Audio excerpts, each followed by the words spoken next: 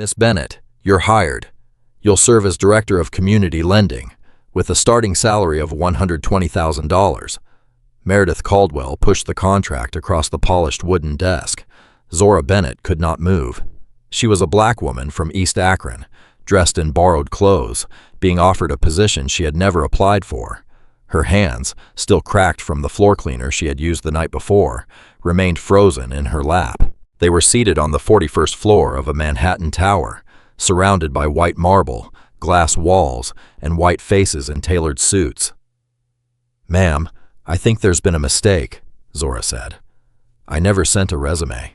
I hadn't even heard of this company before you called me." Meredith's expression softened. "You may not have known the company, but I learned about you after you helped my father." Zora still could not understand how one quiet act of kindness, offered to a stranger in the rain without expecting anything in return, had brought her into that room. Before everything changed, late one evening, Zora dipped her mop into a bucket for what felt like the 1,000th time. Her shoulders ached. Her lower back burned. Her right shoe, patched with electrical tape weeks earlier, made a wet, squelching sound with every step along the third-floor hallway of St. Catherine's Hospital. A doctor passed without looking at her. A nurse stepped over the mop without saying a word. To most people in the hospital, Zora was part of the furniture, a black woman in a gray uniform, invisible by design. She had stopped taking it personally. She kept mopping because mopping paid the rent, and the rent was due soon. "Bennett," a familiar voice called from behind her. Bernice Lawson, her supervisor, stood at the end of the hall with reading glasses hanging from a chain around her neck.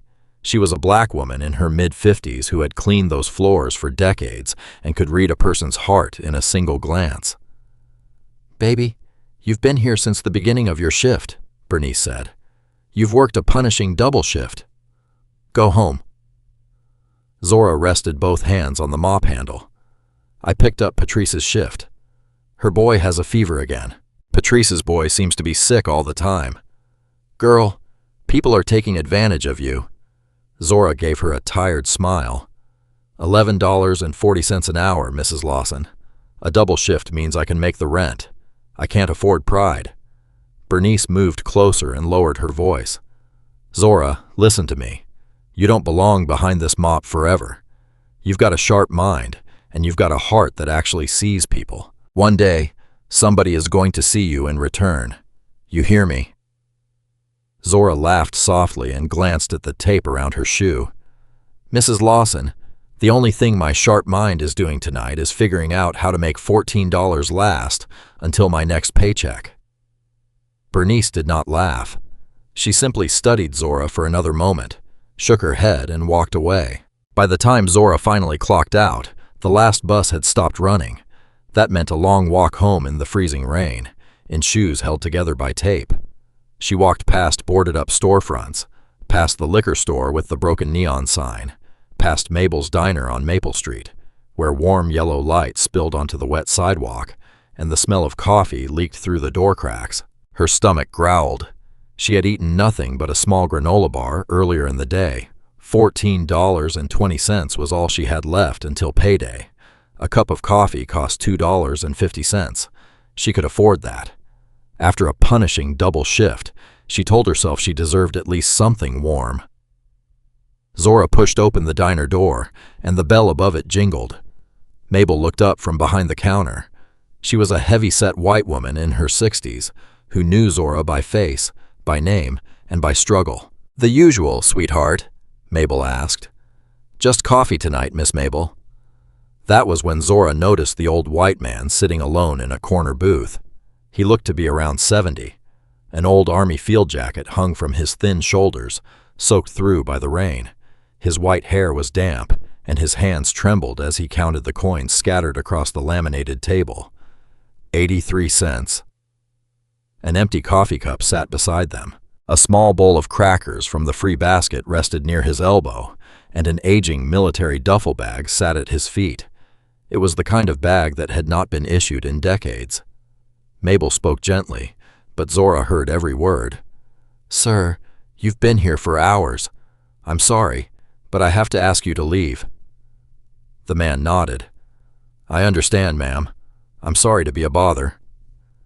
He gathered the coins with shaking hands, and 2 pennies rolled onto the floor. He bent down to pick them up, and the coughing started. Wet, deep, the kind of cough that lives in the lungs. Zora watched him.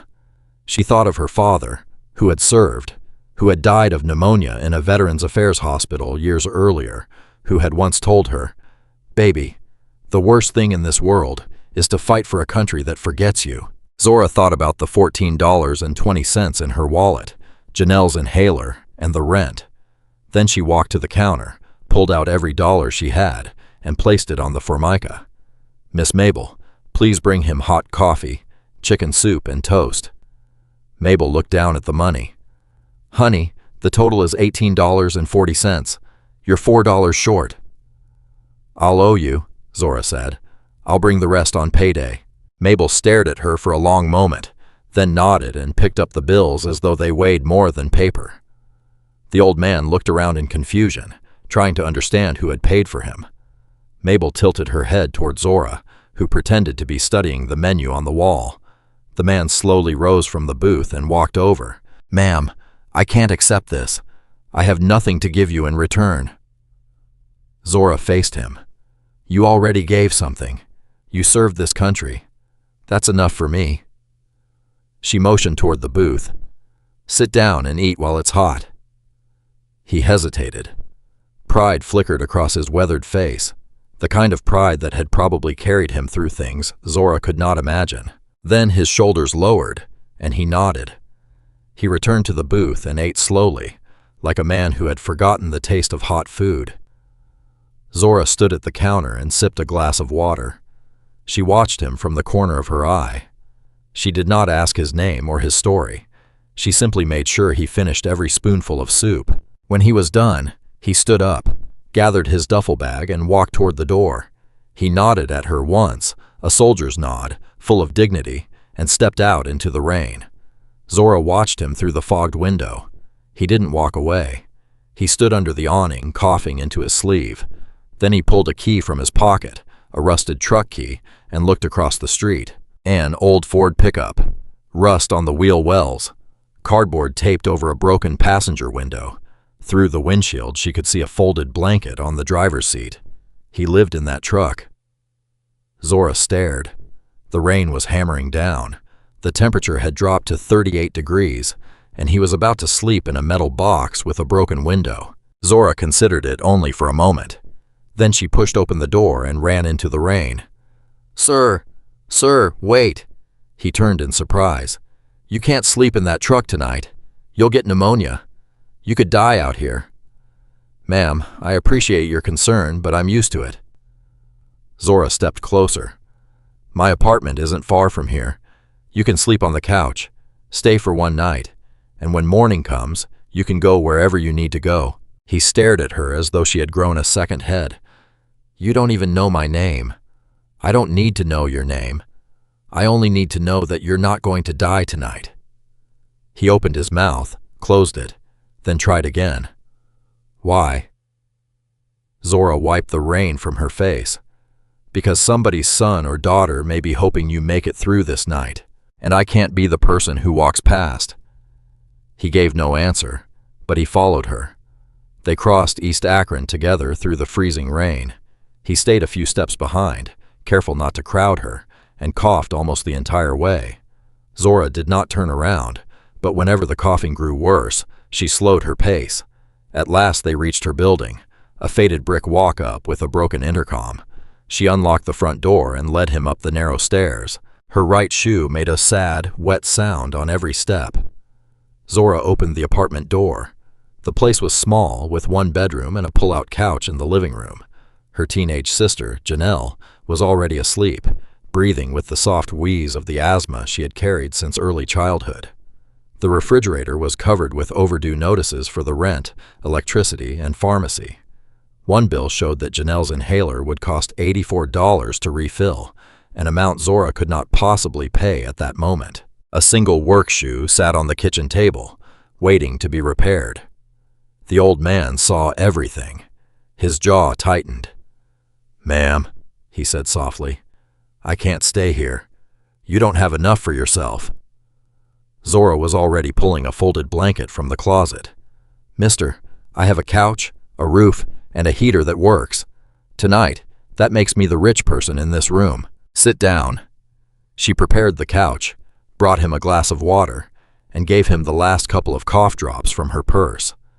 Then she whispered to Janelle, who stirred without fully waking, and guided her into the bedroom they would share. Before closing the door, Zora turned back. "What's your name, sir?" "Silas," he answered. "Get some sleep, Silas. The bathroom is the door on the left if you need it." Zora closed the bedroom door. Silas remained on the couch in the darkness, holding the glass of water between both hands. He had not slept indoors in many months. As he looked at the overdue notices on the refrigerator, his hands began to shake again, but this time the cold had nothing to do with it. Silas lay on the pull-out couch, staring at the water-stained ceiling while the rain struck the window. He was warmer than he had been in many months, and should have fallen into a deep sleep, but he could not. Deep in the night, a violent cough pulled him upright. He swung his legs over the side of the couch and quietly made his way toward the kitchen for water, trying not to wake anyone. He did not need to be quiet. Zora was already awake. She sat alone at the small kitchen table in the dark, with a jar of loose change in front of her, an open spiral notebook, and a pencil in her hand. She had not heard Silas approach. He stopped in the hallway and watched as she counted the coins, arranged them into tiny stacks, wrote figures in the notebook, crossed them out, and tried again. Her lips moved silently as she calculated. Then she dropped the pencil, pressed both hands to her face, and her shoulders started to shake. She didn't cry loudly. Silas knew this kind of crying, the kind you do when you've been crying alone for so long, you've forgotten how to make sound. The kind where you hold your own mouth shut so a sleeping child in the next room doesn't hear you breaking. He heard her whisper, barely, $84 for Janelle's inhaler, $200 for rent. Almost no time left. Lord, what am I supposed to do? Silas stepped back into the hallway. He didn't want her to know he'd seen. He sat down on the couch. The blanket smelled like cheap detergent and a child's bedroom. The water glass trembled in his hand. Silas thought about his daughter, Meredith, and the last time he had seen her at his wife's funeral years earlier. He remembered the words he had thrown at her. You were too caught up in your career. You neglected your family. You did not even come home to see your mother one last time. Then he remembered Meredith's answer. You never told me Mom was that sick. He had been right about some things. Meredith had been right about others, and both of them had been terribly wrong. They had not spoken since. Pride had cost them years. It had left Silas with a truck, a duffel bag, and the fading memory of what a warm couch felt like. From the kitchen came the sound of Zora's broken breathing. This black woman, a stranger who had not even known his name earlier, had given him her dinner, her coat, her couch, and the last $14 in her wallet. She knew nothing about him, and she had almost nothing left to give. Yet she had given anyway. Something opened inside Silas Caldwell in that dark apartment in East Akron. He removed his worn wallet. Inside were $47 in cash, a Purple Heart he had kept hidden for decades, a photograph of his late wife holding Meredith as a young girl on her first day of school, and a folded scrap of paper. The paper held a telephone number with a Manhattan area code. Silas had written it down years earlier and had never called it. His hands shook as he stared at the digits. For too long, his pride had been larger than his love. He had told himself Meredith did not want him, and that he did not need her. But inside a stranger's living room, while a woman with almost nothing cried over coins for her sick sister, Silas finally understood. Pride does not pay the rent. Pride does not refill an inhaler. Pride does not save a stranger. Love can. He folded the paper carefully and returned it to the wallet. When morning came, he would make the call he had owed his daughter for years. Before dawn, Zora slipped quietly from the bedroom and tiptoed past the couch, where Silas was finally asleep. I was truly asleep, resting with the deep stillness of a man who had not been safe or warm in far too long. Zora left a handwritten note on the kitchen counter. Mr. Silas, there is hot oatmeal on the stove. Please lock the door when you leave. Stay safe. Zora. She put on her taped shoe and stepped into the cold morning, pulling her thin sweater tightly around herself. She had given Silas her only coat.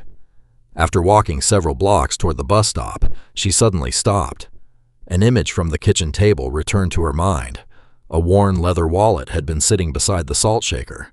Silas must have set it down before falling asleep, and she had been too rushed to notice it properly. Zora turned and ran back through the rain. When she reached the building, Silas was already leaving through the front door with his duffel bag over one shoulder and her note folded in his hand. He had not yet realized the wallet was gone. "Silas, wait!"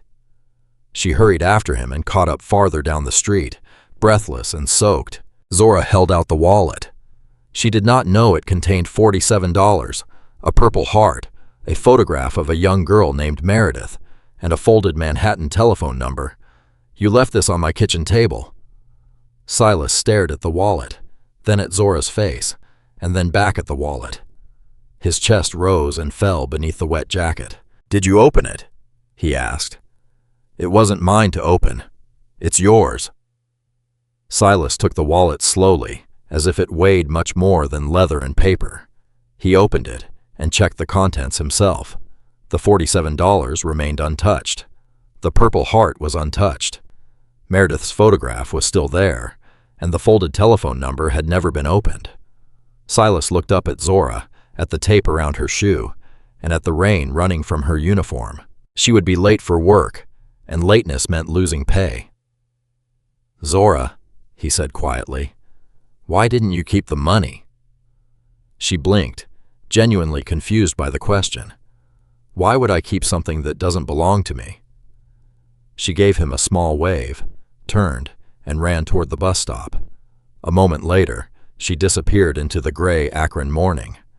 Silas stayed on the wet sidewalk, holding the wallet and watching her go. He remembered Zora's shoulders trembling above the jar of coins.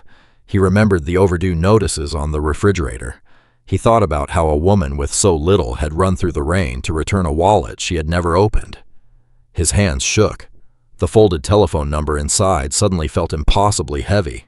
Silas walked until he found an old payphone outside a gas station. It was scratched and weathered, but somehow still worked. He stared at it for a long moment before reaching into his pocket. He had only 2 quarters left, the final coins not already reserved in his mind for a future cup of coffee. He dropped them into the slot. Silas dialed from memory. After years of pretending he had forgotten the number, he discovered that he still knew every digit by heart. The line rang once, then again. "Hello." The voice on the other end was older and more tired than he remembered, but it was hers. Silas closed his eyes against the rain. "Meredith, it's Dad." A long and terrible silence followed. He thought she might hang up. He almost ended the call himself. Then a quiet voice said, "Dad." Silas's own voice broke. He had not expected that. "I know I don't have the right to call. I haven't earned it. But Meredith, I'm not calling for myself. There's a young black woman in Akron. She found me in the rain. She fed me, gave me her couch, and spent her last $14 to make sure I ate. Then she ran through the rain to return my wallet without opening it. Meredith, she's drowning. Her sister is sick. She cannot afford the medicine, and she may lose her apartment. I have nothing I can give her, but you do. Please, I'm not asking you to forgive me. I'm asking you to help her." The silence lasted long enough to carry the weight of all the years between them. Then Meredith Caldwell, Chief Executive Officer of Northbridge Holdings, a seasoned executive who had not cried in a boardroom in decades, released a sound that was almost a laugh and almost a sob. "Dad, where are you? I'm coming to get you." Later, while Zora was cleaning another hospital bathroom, her telephone buzzed in her pocket. The number was from Manhattan. "Hello, is this Zora Bennett?" "Yes, my name is Meredith Caldwell. My father ate breakfast at your apartment, and you returned his wallet to him in the rain. I would like to send a car for you in the morning. There is no obligation. I would simply like to speak with you in person." Zora nearly dropped the telephone. "Ma'am, I'm sorry. Who are you? I'm Silas's daughter. Please come. I'll explain everything when you arrive. The call ended. Zora sat on the edge of the bathtub and searched Meredith's name online. The first result was a Forbes profile. Zora stopped breathing. The following morning, a black Lincoln sedan pulled up in front of her apartment building, and nearly everyone on the street watched. Janelle pressed her face against the window while clutching her inhaler. Later, dressed in a blouse borrowed from a downstairs neighbor, Zora rode a private elevator to the 41st floor of a Manhattan tower. The receptionist, white, polished, unsmiling, led her down a marble corridor. Glass walls, rows of people in suits typing on slim laptops. Nobody looked at her, or rather, they all looked at her and pretended they weren't. The receptionist opened a heavy oak door. Meredith Caldwell stood up from behind a massive desk. Meredith had gray-streaked hair, no makeup, and a simple gray suit that probably cost more than Zora earned in a year. There was no assistant and no attorney in the room. Only Meredith, and beside her, Silas, now wearing a clean blazer with his purple heart pinned to the lapel. Zora froze in the doorway. Silas stood, his eyes already wet. "Hello, Zora." She could not speak. Meredith gestured toward the chair across from her desk. "Please sit. We have a great deal to discuss, and most of it begins with a wallet you chose not to open." What followed felt unreal to Zora. Meredith explained the company, the position, the salary, and the training she would receive. Silas sat beside her and, at one point, held Zora's hand between both of his. He said nothing because words were not enough. Soon afterward, Zora sat at a desk on the 38th floor with a small placard bearing her name and title. Zora Bennett, Associate Community Lending. During her first break, she called Bernice from a glass-walled room overlooking Manhattan. "Mrs. Lawson, I quit the hospital," she said. "But I think this is the good kind of quitting." Bernice's voice cracked over the telephone.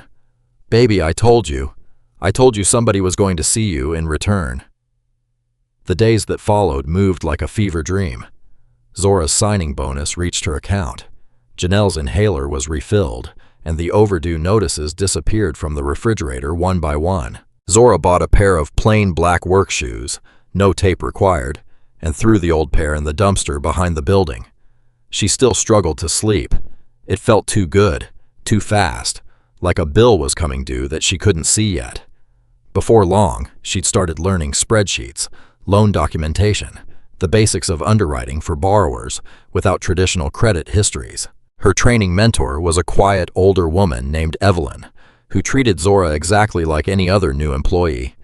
There was no pity and no exaggerated kindness, only clear expectations and honest work. Derek Harlan, a man sitting 2 desks away, behaved differently. One afternoon, he brought Zora a cup of coffee and smiled. "I heard you came into the company through an unusual path." His tone sounded friendly, and his smile reached his eyes. But something about the way he said unusual, the small pause before the word, made the back of Zora's neck cool. She thanked him. He walked away. She sat at her desk for a long moment, staring at the coffee. She didn't drink it.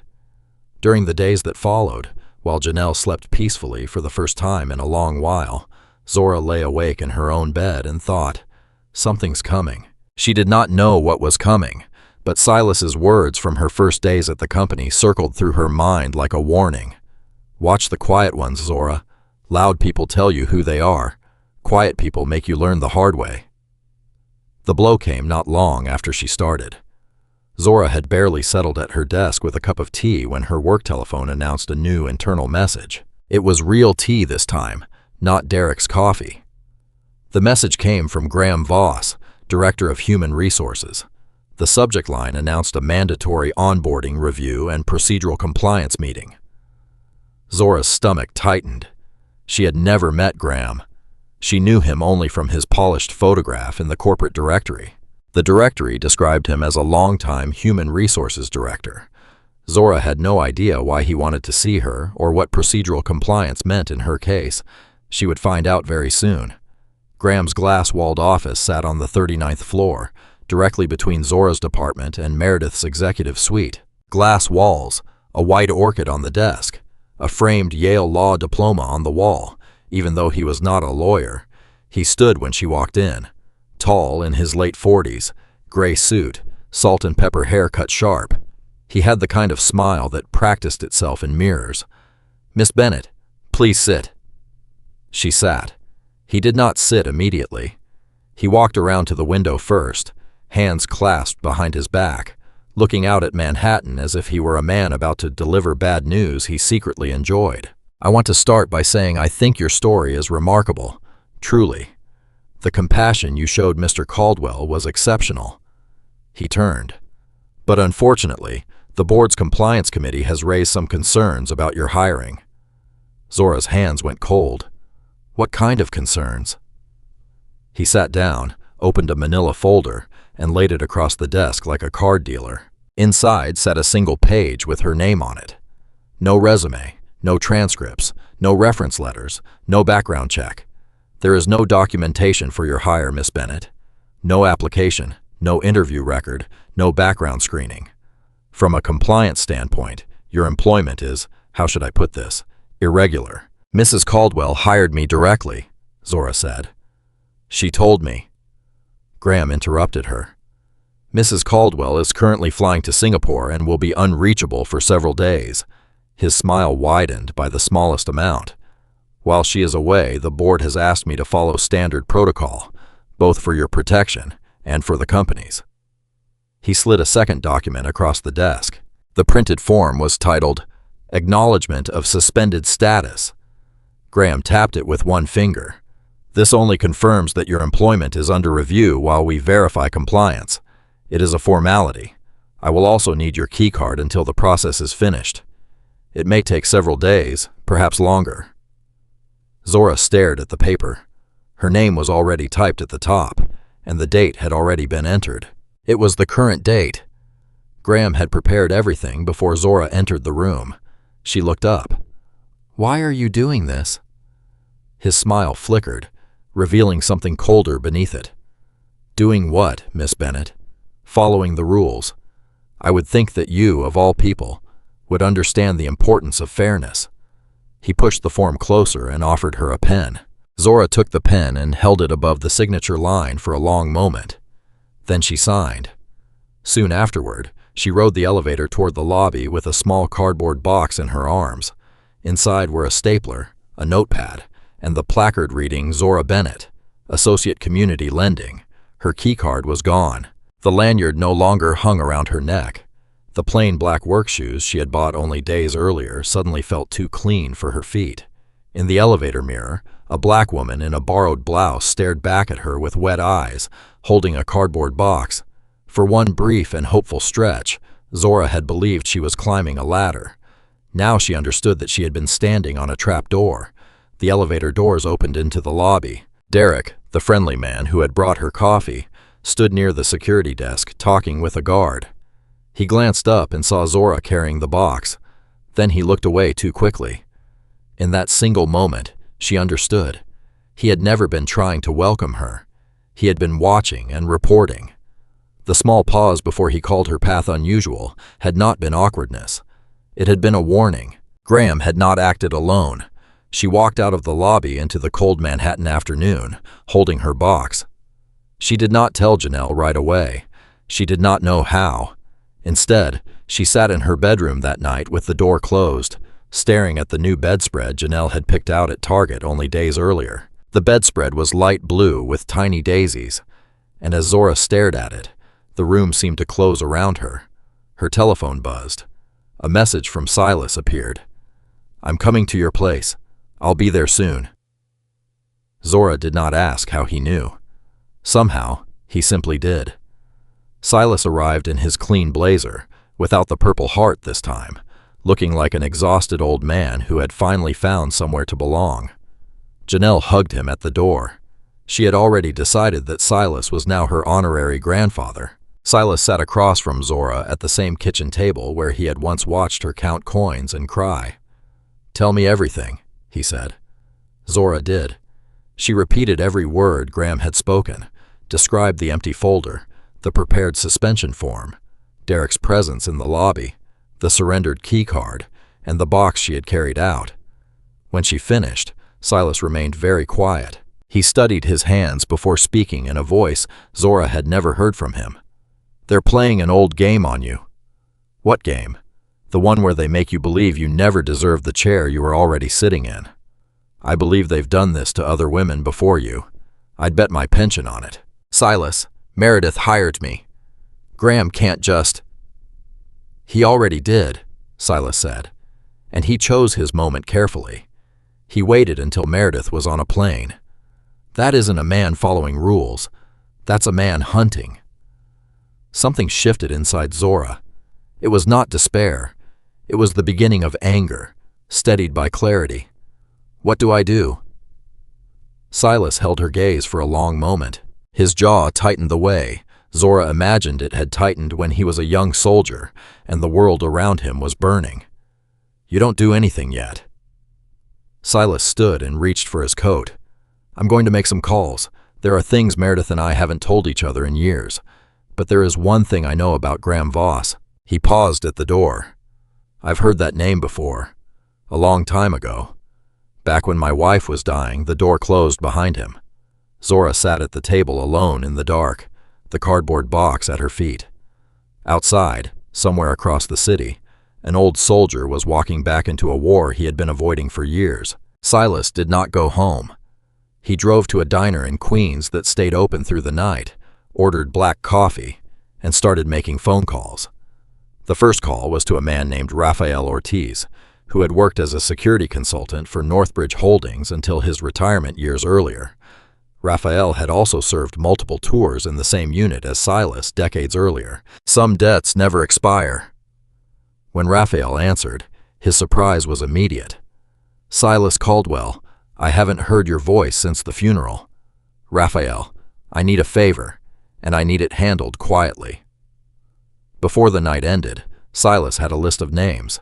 2 black women had been hired into junior positions at Northbridge and dismissed soon after starting under nearly identical circumstances. Both terminations had been signed off by Graham Voss, citing the same boilerplate language about procedural compliance.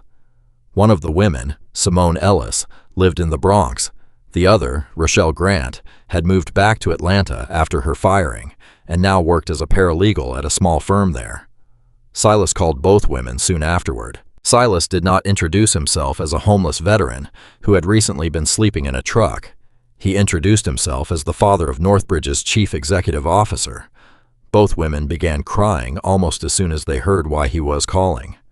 Their stories matched nearly word for word.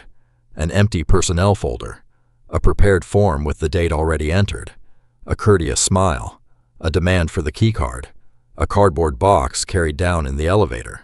Silas wrote it all down in the small notebook he had not used since his wife was alive. While Silas was working the phones, Bernice Lawson was working her second job. Bernice cleaned offices several nights each week to supplement her hospital salary, and one of her regular accounts was a midtown law firm called Mercer and Vaughn. She had been pushing a vacuum past Graham Voss's preferred attorney's office for a long time. People in suits did not see the woman with the vacuum. People in suits left things on printers, in recycle bins, on the corners of desks where coffee cups had been carelessly set down. Bernice had not paid attention before because she had no reason to. She had a reason now. Zora had called her crying after the firing, and Bernice, who had cleaned hospital floors for decades and read souls in single glances, had said only one thing. "Baby, hold on," Bernice had told her. "People who think we're invisible always forget what we can see." Soon afterward, while cleaning a midtown law office, Bernice found a printed email inside a recycling bin beside an attorney's desk. Graham had sent it when Zora was hired. The subject line read, "Damage Control, Bennett Situation." The body of the email was 3 short paragraphs about how Meredith's hire of Zora had been impulsive, how it set a dangerous precedent for future cultural fit issues, and how the attorney should help draft language that would allow a quiet, defensible termination once Meredith was traveling. The email was copied to one other person. The other recipient was Derek Harlan, a mid-level analyst on the community lending floor. Bernice folded the email twice, placed it inside her cleaning jacket, and continued vacuuming until her shift ended. The following morning, Silas sat in the living room of Arthur Caldwell, Meredith's husband. Arthur was a retired civil rights attorney who had spent decades suing companies for the same kind of discrimination Graham was using against Zora. Arthur was in his 70s, gray-bearded, half-deaf in one ear and entirely undimmed. Silas told him everything: the 2 prior firings, the pattern, Simone Ellis, Rochelle Grant, Bernice's email. Arthur listened without interrupting. When Silas finished, Arthur set down his coffee cup and said quietly, "Silas, I have wondered for years why the human resources turnover rate skewed so heavily in one direction. I think we just answered the question." Then Arthur paused, opened a folder on his desk, and slid an old printed file toward Silas. "Before we go further, there is something else I want you to see. I pulled this after you called. Graham Voss's personnel file from his early years at the company. Graham had begun at Northbridge as Meredith's executive assistant." Arthur tapped the printed dates. "Look at them, Silas. Look at the dates." Silas read the page, and his hand went still. The period matched the months when his wife had been dying. "Arthur," he said slowly, "are you telling me what I think you're telling me?" Arthur met his eyes. "I'm telling you that you and Meredith lost each other for a reason neither of you ever understood. And the man targeting Zora may be the same person who stood between you and your daughter all along." Silas leaned back. The room became completely quiet. For the first time in years, the old soldier began to cry. When the decisive meeting arrived, Graham gathered everyone inside a conference room on the 41st floor. He had arranged the meeting himself and timed every detail. Meredith was not expected to return until later. Graham intended to have Zora's termination signed, witnessed, and filed before she came back. The paperwork would be archived across 3 internal systems, allowing him to tell Meredith that the matter had already been, in his favorite phrase, fully resolved. He sat at the head of the long mahogany table in a charcoal suit, hands folded, the polished smile already in place. To his right sat 2 compliance officers, both white, both junior, both holding pens that Graham had personally placed in front of them. To his left sat Derek Harlan, eyes fixed carefully on the table. The door opened a moment later. Zora walked in alone. She wore the same borrowed blouse from her first days at the company. She carried no folder, no notes, no lawyer, just her 2 empty hands folded in front of her. She sat in the chair Graham had assigned her at the far end of the table. Graham allowed himself the smallest of smiles. "Miss Bennett, thank you for coming. As I explained, your hiring bypassed standard procedure. The compliance committee has reviewed the situation, and we are recommending termination with a generous severance package in order to avoid unnecessary reputational damage." Graham stopped in the middle of the sentence. The elevator at the far wall chimed, and its doors opened. Meredith Caldwell entered the conference room much earlier than Graham had expected. Her gray hair was windblown, and she still wore her overcoat. In one hand, she carried a small brown paper bag from a diner, folded shut with a receipt stapled to the top. Silas walked behind her in a clean blazer, his purple heart pinned above his heart.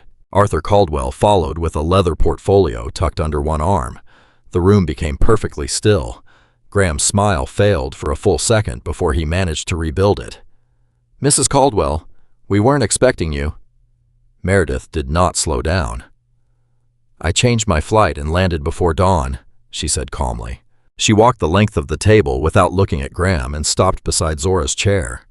She set the small paper bag on the table directly in front of Zora. "Continue, Graham. You were saying something about reputational damage." Graham cleared his throat. "Mrs. Caldwell, I think it would be best if we had this discussion privately." "No," Meredith said. "I believe it is best to discuss this here, now, and in front of witnesses." Meredith reached into the paper bag and removed a wrinkled receipt. She held it between 2 fingers. This receipt came from Mabel's Diner on Maple Street in Akron, Ohio. The total is $18.40. It was issued several weeks ago. The handwriting at the bottom belongs to the owner. It says, "Paid in full by stranger." Meredith placed the receipt on the table. "My father carried this in his wallet for weeks. The woman who paid the bill did not even have enough money to cover the entire amount. She promised the owner she would repay the difference on payday. That same woman then took my father into her home. She gave him her dinner. She gave him her coat and her couch. When he accidentally left his wallet behind, she ran through the rain to return it without ever opening it. Inside was $47 in cash, almost exactly what she needed to refill her sister's asthma inhaler. She did not take the money. She did not even look. Meredith turned slowly toward Graham. Do you know what character looks like when it appears on paper? I do, and I also know what its opposite looks like. Arthur stepped forward and placed one folder on the table, followed by a second and a third. Meredith opened the first. Simone Ellis, hired through my diversity initiative and dismissed by you shortly after she began for a supposed procedural irregularity. Rochelle Grant, hired during an earlier recruiting period. You dismissed her soon after she started, using the same claim of procedural irregularity. Then there is Zora Bennett, hired by me on my father's recommendation, and suspended by you almost immediately for the same reason. Meredith closed the folder. 3 black women, 3 nearly identical forms, 3 dates entered before the meetings took place. The same sentence appears at the bottom of every document, repeated word for word. Arthur opened the second folder and read slowly. In the interest of cultural fit and long-term institutional alignment, the employee acknowledges that her continued presence is not in the best interest of the organization. He looked directly at Graham. That is your sentence. The document metadata shows that you created it, and you used the exact language 3 times. Graham opened his mouth, but Meredith raised one hand. I'm not finished. She opened the third folder. Her fingers trembled for a moment before becoming steady again. Graham, you joined Northbridge as my executive assistant years ago. During your early years here, you controlled my personal telephone, email, and calendar. You decided which messages reached me and which disappeared. You decided which calls I returned and which ones I never knew had come. My mother died of pancreatic cancer years ago. During her final days, my father called this office 41 times. He left messages, sent emails, and repeatedly asked me to come home. I never received a single message. For years, I believed my father had not bothered to call me. For years, he believed I had chosen my career over my mother's deathbed. Silas closed his eyes. Recently, my husband recovered the archived call records. 41 incoming calls came from my father's number, and every one of them was forwarded to your extension. None of them were ever logged in my call records. None of them were ever returned. The conference room was silent. You did not just discriminate against 3 black women, Graham. You stole the last days of my mother's life from her family. You spent many years watching me believe I was the daughter who failed her, and you said nothing. You were the silence between my father and me.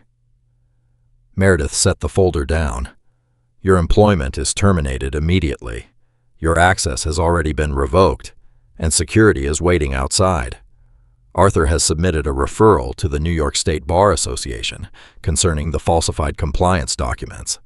He has also submitted a separate ethics complaint to the Society for Human Resource Management concerning the 3 discriminatory terminations. You will not work in human resources again. She turned to Derek Harlan, who had not lifted his eyes from the table. Mr. Harlan, you are also terminated for cause. Arthur has the email. Graham stood up. He tried to speak. The 2 security officers at the door took one step inside the room. Meredith looked at him with the same calm voice she had used at the very beginning. She had $14, Meredith said. She spent almost all of it to feed my father. That is character. You had power, money, access, and every opportunity to do what was right, Graham. You gave this company and this family nothing but harm. Security escorted Graham and Derek from the room. When the door closed, Meredith turned toward Zora, who had not spoken throughout the entire meeting. Her eyes were full, and her hands remained folded in her lap. Meredith smiled for the first time that morning. Now, let's talk about your real job. Meredith sat down across from Zora. The conference room, which only moments earlier had felt like a battlefield, felt suddenly small and almost domestic. Silas pulled out the chair beside Zora and sat. Arthur stood by the window, arms folded, watching Manhattan as the morning light moved across the glass. Zora, Meredith began. "I don't promote people out of guilt. I promote them because the evidence shows what they're capable of. You have operated a kind of community lending system in your own neighborhood for years. You helped people stretch paychecks, find resources, protect their children, and survive emergencies. You simply never received a salary for it. From now on, you will." She slid a folder across the table. Zora opened it slowly.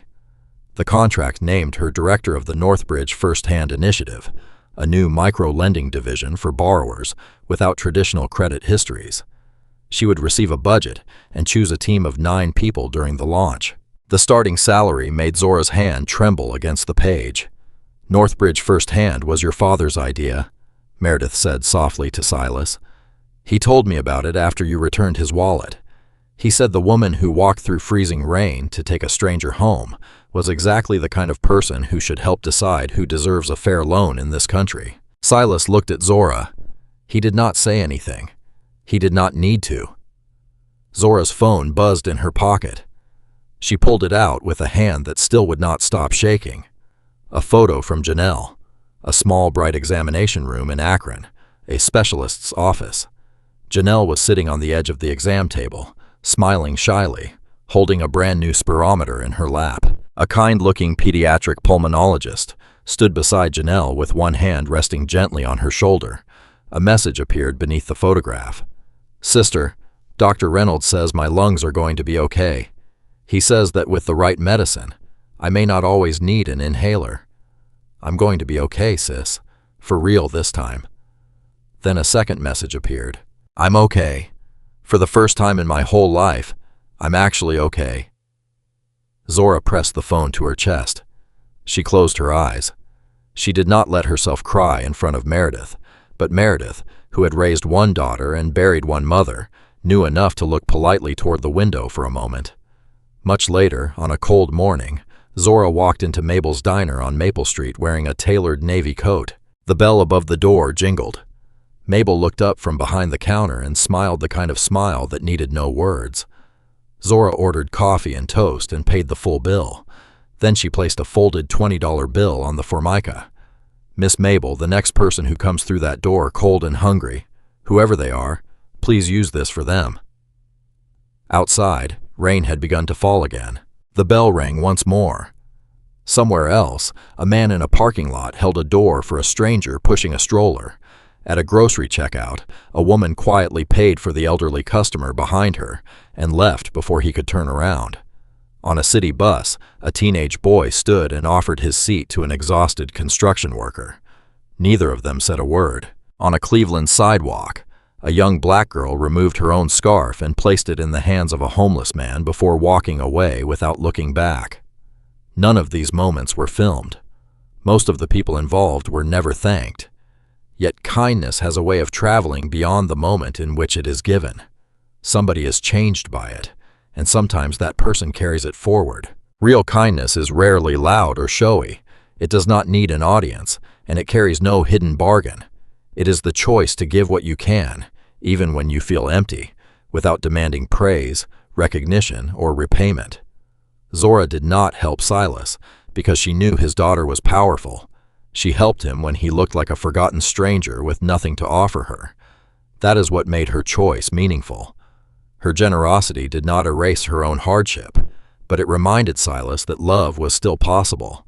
It brought a father and daughter back into the same room. It exposed people who had confused power with worth.